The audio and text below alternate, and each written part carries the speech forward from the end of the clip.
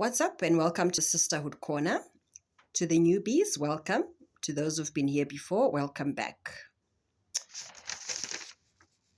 Our next letter reads, Dangerously in Love. Hi, Sisterhood Corner. Please keep me anonymous. I am a career woman in her 30s, and I've done well in this life, if I should say so myself. 6 months ago, I met and fell in love with just the most amazing guy. We have so much in common, and he gives me his time. I recently met his family, and it was great. Spending time with them, I quickly picked up that he plays a pivotal role in their family. He is the main breadwinner. I didn't have an issue with that, as I'm mindful of the fact that we all come from different family dynamics. Besides, I'm a firm believer that to whom much is given, much is required. Earlier on, chatting about careers, he had said he was a businessman. So when I met his family, and they talked about how there would be nothing without him, it made sense. I suppose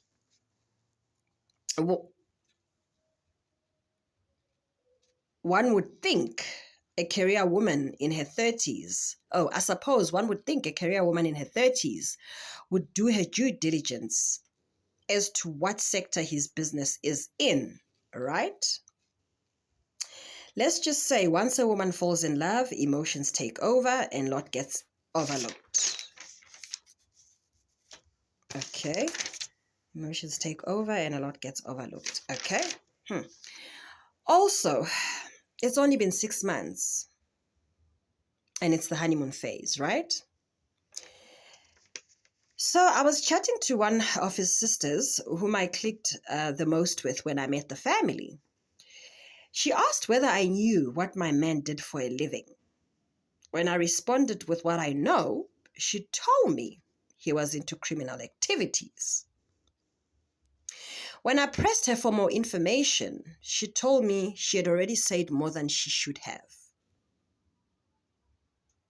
However, she liked me and that I was a nice lady who deserved to know what she was getting herself into. After telling me all this, she begged me not to tell her brother because he would be furious with her. I did as asked, but now I am torn. This guy treats me so well. The past 6 months have been like a dream. We have so much in common. We have been to almost every restaurant, and we've been to almost every province in SA. We're currently planning our first overseas trip together. He has an amazing sense of humor, and somehow I can't reconcile that side of him with that of a criminal. Guys, this guy treats me so well, better than the educated suit and tie guys I have met and dated previously. It's like it has taken a criminal to introduce me to real love. Someone on the wrong side of the tracks. Yet the so-called do the right thing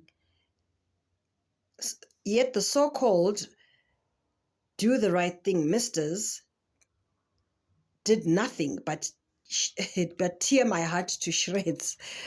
Okay, I get you. My criminal has restored and mended my heart. What do I do? I'm not laughing. I'm going to try and go through this letter again, this time just mentioning a few bits and just saying what I think. Okay. Okay, first of all, you guys have been together for 6 months, right? So all of that, and I think I like the fact that eventually you do mention it's the honeymoon phase, so at least we are clear about that. As a woman in your 30s, you're smart enough. You didn't do your due diligence in terms of the type of business the man said he was in when he told you as a businessman. So, but I'll also give you kudos for saying, listen, it's the honeymoon phase. It's 6 months is the honeymoon phase. So at least that part you're clear about. You've fallen deeply in love with him, though, but you are mindful of the fact that it's the honeymoon phase, right? But who hasn't fallen in love in the honeymoon phase? So I can't judge you for that. Now, let me say this. God's angels come in different forms. So it's two things, right? The fact that the sister came to you and gave you a heads up, that could be God's angel giving you a tap on the shoulder to say, listen, this honeymoon phase could be too good to be true, right? On the flip side, like you said, he's a breadwinner at home. It could be that perhaps the sister now can see, okay, he loves this one. Oh my God, we might end up losing out on our breadwinner, which is very common in a lot of African countries where the sisters might not like you, might try and sabotage your relationship because they know once he falls for you and you become the main woman in his life, they won't be able to get whatever it is that they were getting from him, right? So that's the other side to it. But then it could be that indeed God sent you an angel to wake you up from the dream. Now, as to which one it is, only time will tell, right? Whether the sister is just, trying to break you guys apart, or indeed the sister is looking out for you. She really likes you that much. Like you said, you clicked. Okay. Now, you further on say that the relationship has been amazing and all of those wonderful things. There's no restaurant you've never been through to, you're planning your first overseas trip. I don't know how familiar you are with dating a guy, dating a criminal. I doubt you would know anything about it. But from a lot of the people that I've heard from, those guys live for today because they know their tomorrow is not promised. So him wanting and dining you, taking you everywhere, if there's anything about the street guys, they live in the moment, right? So all of that is just basically how he lives his life, because he could, be unalived tomorrow or go to prison, whichever way. So at any time, and he knows it. So in the moments that he's alive, he will live, and he will enjoy those moments to the fullest. So I don't think you should then align that to you being special. But at the same time, it could be you special. So who am I to say? It's just that you could have found yourself having stumbled into a lifestyle and it's new to you. And then you now reading into things like, oh my God, I'm special and he loves me and this is he's loved me better than all the other guys. It could be his lifestyle. So don't be so sure that it's a love thing, right? That having been said, I want you to think about this whole scenario in light of what the sister said, in light of the relationship itself. It has been great. It's been better than, like you said, it's better than the suit and tie guys, what the suit and tie guys have given you, right? But remember, the suit and tie guys might be living in a different reality than his. So we can't compare the two, right? He's in a different world, in a different life. So let's not compare the two. The same way a suit and tie guy can hurt you, a criminal can also hurt you. And it's only been 6 months, so you don't know what lies ahead. So you can't then automatically, discredit the suit and tie guys, the guys in the corporate spaces or that you've dated, or the guys who are, supposedly on the right side of the tracks. Isn't it? He's on the wrong side of the tracks. So before you get excited about this and it being love, I want to ask you this question, and I want you to, this should be your deciding question going forward as you sit by yourself. Generally, the life of a criminal ends in one of two ways. Either we bury him 6 feet in the dirt after he dies after he passes in a brutal manner, or very few of them will just die of natural causes. Okay, looking at the life they live, right? There's probably only 12 of them in Africa who've died that way. Okay, maybe that's an exaggeration, but you get the point. Yeah, so it's either he's going to die in a brutal manner, in which case you're going to be traumatized by it, or he will end up in prison. That's how the criminal life tends to end, right? Either he'll end up in prison. And once in prison, are you ready then to be visiting your man in prison? So just ask yourself, looking at those two options,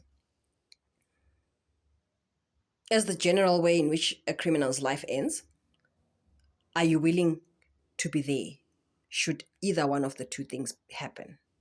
If your answer is no, you know what to do.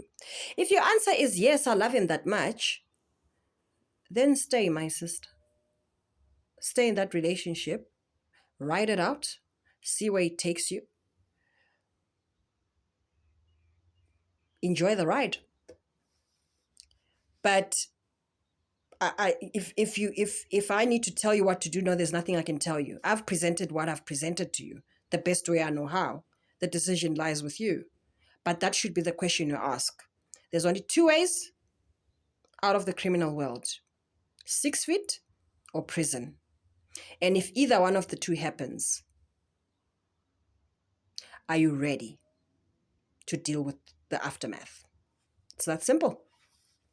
I think actually that's the only advice I can give you, because I think through that, if you sit down and really mull over it and think about it, you will come up with an answer. You'll come up with the you know the best decision going forward. You haven't said whether he has kids or what the story is or whether you have kids, all of that stuff. You haven't said any of that on here. So I'm just going to advise based on what I have. I'm just going to give you a heads up based on that. But yeah, good luck going forward. This is one of those, because also we might see the sister as an angel, and yet perhaps it's just one of those siblings issues, and she really has ulterior motives, but she could also be an angel. But let's just say this: had it, whichever way you look at it, had it not been for the sister, you wouldn't really know what the true story is, regardless of her intentions, right? But now you're in the know. You know what you're in for. I hope you make the best decision for yourself.